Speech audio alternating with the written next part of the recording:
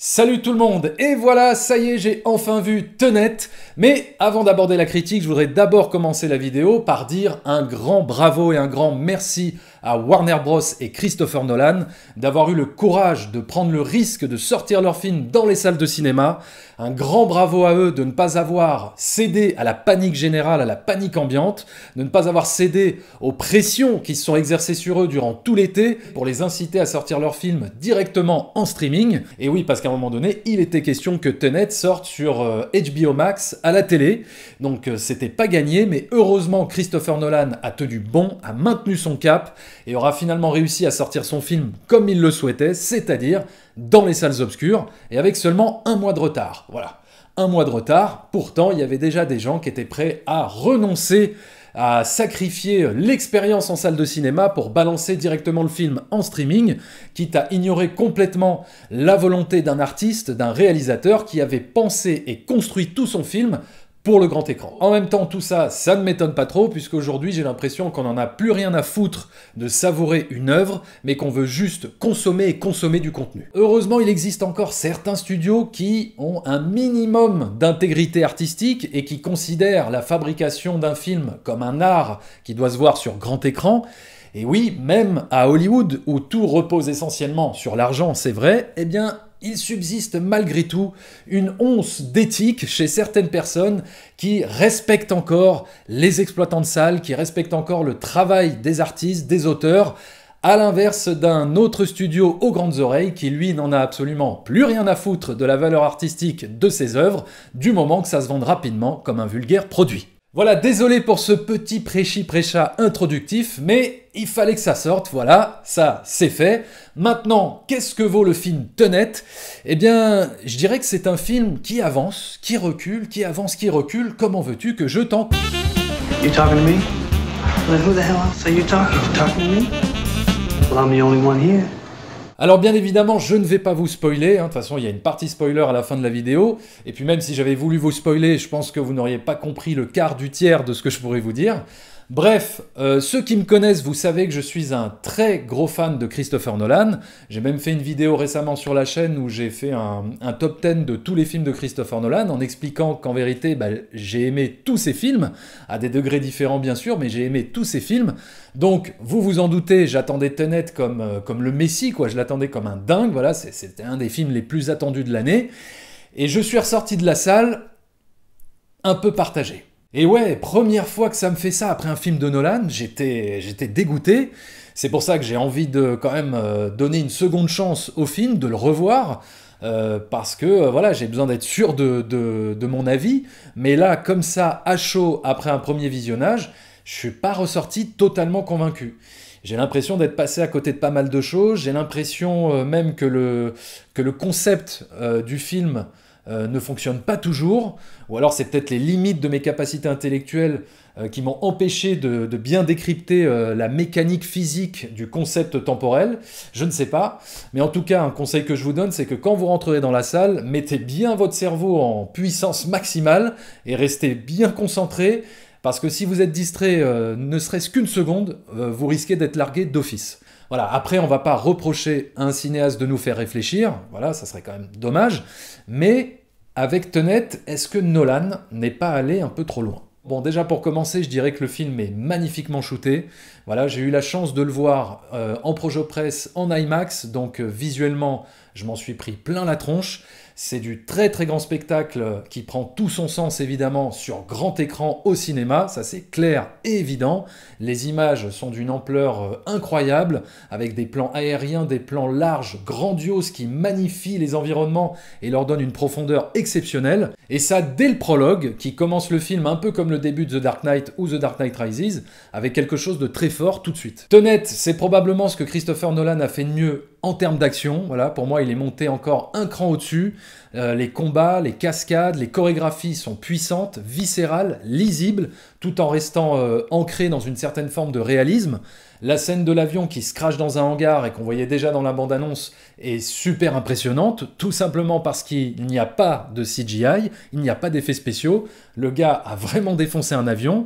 Et d'ailleurs, les scènes, on va dire entre guillemets, à effets spéciaux, quand par exemple il y a des actions qui vont à l'endroit pendant que d'autres actions remontent le temps simultanément dans le même cadre. Toutes ces scènes-là sont extrêmement bien faites.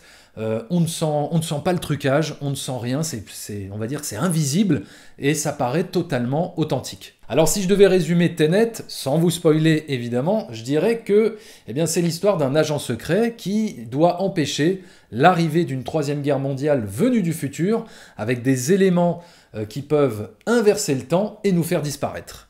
En gros, c'est vraiment un thriller d'espionnage à la sauce James Bond, mais un James Bond boosté par un high concept fantastico-scientifique sur le temps pour te retourner le cerveau. Encore une fois, chez Nolan, les thématiques et les idées derrière son film sont passionnantes et originales. C'est vraiment là-dessus que Nolan excelle, je trouve. C'est dans ses idées de cinéma qu'il met en scène toujours un peu à la lisière du fantastique, mais tout en conservant l'approche la plus réaliste possible pour les transposer à l'écran et nous permettre d'adhérer à ces histoires incroyables. Et avec Tenet, encore une fois, il nous propose de nous challenger sur notre perception de la réalité, et plus précisément sur notre perception du temps, en nous offrant un voyage temporel, on va dire inédit et vertigineux. Mais on va maintenant en arriver à ce qui m'a déçu dans Tenet, parce que malgré toute cette audace scénaristique qui est très louable, ça c'est certain, et d'ailleurs qui place le film comme un véritable blockbuster d'auteur, là où ça coince pour moi, c'est dans l'exécution et dans la mise en scène de son concept temporel. Voilà, je ne trouve pas que Christopher Nolan ait réussi à vraiment rendre cinégénique son concept, en tout cas à le rendre suffisamment limpide pour permettre au spectateur de comprendre les enjeux de l'action.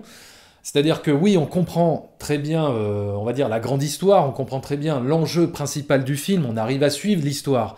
Même d'ailleurs, les règles qui composent son concept temporel, elles sont beaucoup moins nombreuses que les règles qui accompagnaient Inception, par exemple. Mais là où j'ai eu un problème, c'est dans l'application de ces règles, justement, dans l'application de ces règles dans l'espace. J'ai eu du mal avec la lisibilité de certaines actions. J'arrivais pas toujours à comprendre, en fait, la physicalité des scènes d'action au milieu de cette temporalité inversée. Étant donné qu'il y a des actions qui vont à l'endroit pendant que d'autres actions vont à l'envers simultanément, des fois, je sais pas, j'avais l'impression d'être face à un truc qui s'annule en fait. Comme si j'étais face à un plus et un moins qui s'annuleraient. Tu vois, c'est très bizarre.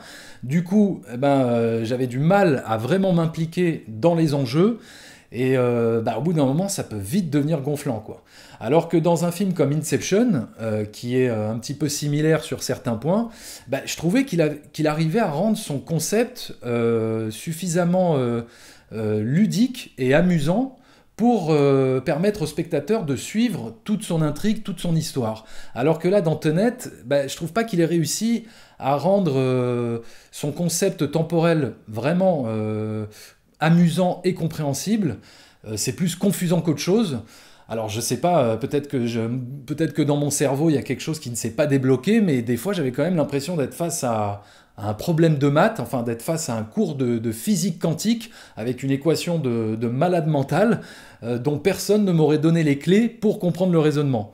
Du coup, difficile de saisir tous les tenants et les aboutissants de certaines scènes, et surtout de mesurer la gravité du danger qui entoure les personnages. Un autre point qui m'a déçu, c'est le méchant, que j'ai trouvé un peu raté, tout simplement parce que l'antagoniste est ultra caricatural.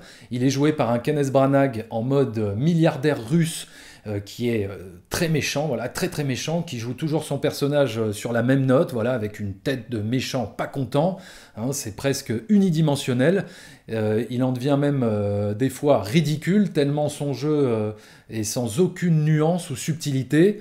Moi, je ne voyais pas un personnage, je voyais l'acteur Kenneth Branagh en train de cabotiner, du coup, j'y ai pas cru une seconde. Mais à part ça, le reste du casting est plutôt très bon, Robert Pattinson est très convaincant, très naturel, John David Washington est suffisamment charismatique et sympathique pour nous accrocher.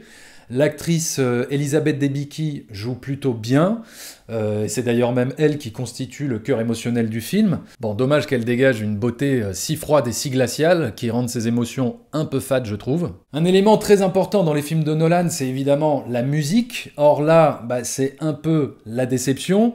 parce que habituellement, dans les films de Nolan, la musique, elle renforce toujours un peu plus l'immersion, l'émotion, avec des thèmes très marquants et un vrai sens de l'épique. Mais là, la musique, je l'ai trouvée très anecdotique. Bon, déjà, elle n'est pas composée par Hans Zimmer, puisque apparemment, lui, il était trop occupé sur le film Dune de Denis Villeneuve. Du coup, c'est un autre compositeur, le compositeur suédois Ludwig Göransson, qui l'a remplacé. Et même si on sent que le compositeur essaye de reproduire cette patte Hans Zimmer avec une musique vraiment très épique et avec des grosses basses comme ça, très bruyantes, il n'arrive pas à susciter de l'émotion, il n'arrive pas à susciter la même émotion que peut nous fournir Hans Zimmer dans sa musique, parce que il n'y a pas de mélodie, il n'y a pas de thème spécifique. C'est une musique qui fait plus office de sound design avec des effets sonores très appuyés qui sont des fois joués à l'envers pour épouser la thématique du temps inversé, mais du coup on retient pas grand chose de la musique et on n'a pas franchement envie de réécouter la BO après avoir vu le film. Alors oui, on pourra facilement comparer Tenet avec Inception, mais je dirais que le film m'a plus fait penser à Memento, c'est-à-dire un film qui se repose essentiellement sur la mécanique de son concept temporel, quitte à négliger un peu l'humanité de ses personnages, et donc à négliger quand même quelque chose d'assez essentiel, c'est-à-dire l'émotion. Puisque finalement dans Tenet, on ne connaît pas grand-chose du héros, il n'a pas vraiment d'histoire, il n'a pas forcément une évolution particulière, un arc narratif, là où par exemple DiCaprio dans Inception avait une véritable évolution, et surtout au-delà de la mission principale, il avait une quête personnelle à mener pour faire le deuil de sa femme et retrouver ses enfants.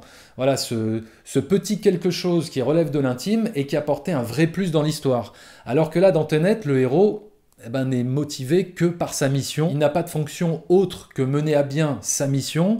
Il n'a pas de background, on ne sait pas vraiment qui il est, on ne sait rien de lui, si ce n'est que c'est un agent secret très doué et qui est totalement dédié à la réussite de sa mission. Donc finalement, un personnage caractérisé comme un James Bond. C'est en ça que le film se rapproche énormément de James Bond, c'est dans cette volonté de mettre en avant, de prioriser davantage l'intrigue d'espionnage au détriment de l'humanité de ces personnages.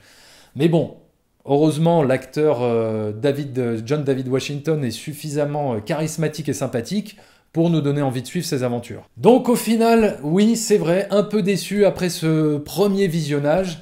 C'est pour ça que j'ai quand même envie de retourner le voir, parce que c'est quand même Nolan et que j'adore ce réalisateur. Donc ça se trouve, après un deuxième visionnage, il y a quelque chose qui va se débloquer dans mon cerveau, quelque chose qui va se décrypter, et je vais enfin comprendre les choses qui m'avaient échappé. Je veux bien lui accorder le bénéfice du doute, mais en tout cas, là, tout de suite, maintenant, si je devais donner une note au film, je dirais 3 sur 5 à Tenet.